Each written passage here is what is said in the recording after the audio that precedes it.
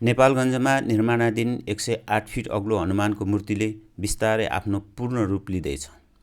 नेपालगञ्जसहित पश्चिम नेपालका विभिन्न जिल्लाबाट आउने मानिसहरूले उत्सुकतापूर्वक प्रतीक्षा गरिरहेको यो विशाल मूर्तिको निर्माण कार्य अन्तिम चरणमा पुगेको छ।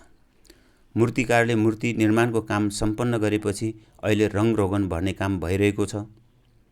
नेपालगञ्ज उपमहानगरपालिकाका मेयर प्रशान्त विष्ट निर्वाचित भएर आएपछि गरेको पहिलो निर्णय अनुसार हनुमानगढीमा 108 फिट अग्लो हनुमानको मूर्ति स्थापना गर्ने योजना अघि बढाइएको हो।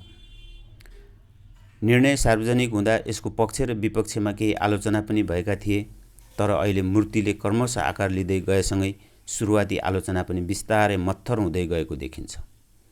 नेपालगञ्जमा पहिलोपटक यति विशाल हनुमानको मूर्ति स्थापना गर्ने निर्णय गरेका मेयर प्रशान्त विष्टलाई यसको पूर्णता र प्रभावका आधारमा भावी दिनमा समेत स्मरण गरिनेछ। अब सबैको प्रतीक्षा एउटै छ, कहिले खुल्छ 108 फिट अग्लो हनुमानको घुम्टो।